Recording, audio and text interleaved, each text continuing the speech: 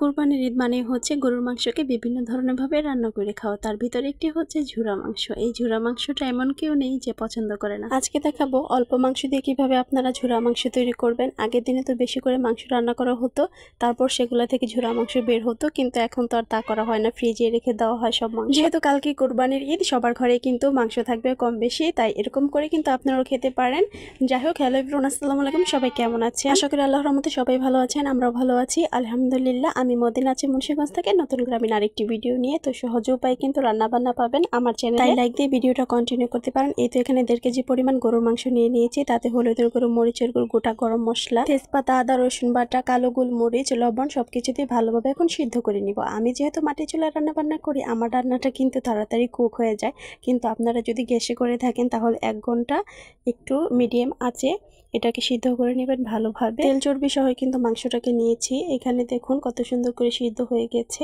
1 ঘন্টা সিদ্ধ করার পর এরকমভাবে খুন্তি দিয়ে বা হাত দিয়েও আপনারা এটা করে নিতে পারেন। আস্তে আস্তে করে মাংসটাকে ঝুড়ে ঝুড়ে করে নেবেন। এখানে কিন্তু শেষ নয়, তারপর আরও কাজ বাকি আছে। আজকে যেহেতু বয়সটা আমি দিনে দিচ্ছি, তার জন্য অনেক সাউন্ড হচ্ছে ব্যাকগ্রাউন্ডে, কেউ কিছু মনে করবেন না। যাই হোক, এখানে মাংসটাকে আমি খুন্তি দিয়ে কি সুন্দর ঝুড়ে ঝুড়ে করে নিয়েছি, এই যে দেখুন।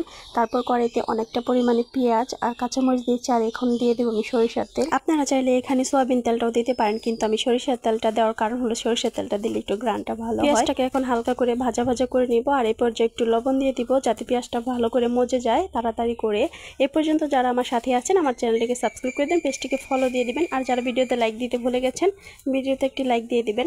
তো পেঁয়াজটা হালকা ভাজা ভাজা হয়ে আসলে আমার সেই ঝুড়ো ঝুড়ো করে রাখা মাংসটাকে আমি কড়াইয়ের ভিতরে এখন দিয়ে দিলাম। তারপর এখন হচ্ছে শুধু নাড়ানাড়ি করার কাজ, নাড়াচাড়া করতে করতে একদম ভাজা ভাজা করে নিতে হবে। ভাজা ভাজা করতে করতে কিন্তু হাতটাও ব্যথা হয়ে যেতে পারে, কিন্তু থামা যাবে না। একটু থেমে গেলে কিন্তু নিচ দিয়ে পোড়া লেগে যাওয়ার সম্ভাবনা থেকে যাবে। এই তো সবগুলা মাংস এখন দিয়ে নিয়েছি, এখন শুধু ভাজা ভাজা করে নেব যতক্ষণ না পর্যন্ত তেলটা ফেটে আসে। এই ঝুরা মাংসটা খেতে কিন্তু ভীষণ প্রিয়। আপনারা কিন্তু চাইলে মুরগির মাংস দিয়ে এরকম ভাবে করে খেতে পারেন, ওটাও কিন্তু অনেক ভালো হয়। আর এখন দিয়ে দিলাম ভাজা জিরের গুঁড়ো। ভাজা জিরের গুঁড়ো দিলে একটা গ্রান আসবে। আর গরম মশলা ফাঁকি দিয়ে দিব। তো এই দেখুন ভাজা ভাজা করা হয়ে গেছে। আমি কি করেছি, চুলার উপরে রেখে একটু বাইরে গিয়েছিলাম, এসে দেখি কড়াইটা পুড়ে গেছে। তো এই পোড়াটাও কিন্তু অন্য একটা গ্রান আসে, অন্যরকম একটা স্বাদ লাগে। তো যাই হোক, এই যে দেখতেই পাচ্ছেন কতটা লোভনীয় হয়েছে, কালারটা কতটা সুন্দর হয়েছে। তো রান্না করা শেষ হয়ে গেছে। তারপর কি করব, সেই কড়াইতে যে পোড়া লেগে গিয়েছিল তার ভিতরে আমি ভাত খেতে বসে গিয়েছি। আমি কিন্তু প্রায় এরকম করি কড়াইয়ের মধ্যে ভাত খাই। তা আমার মতো এরকম কে কে খান কমেন্ট করে জানাবেন।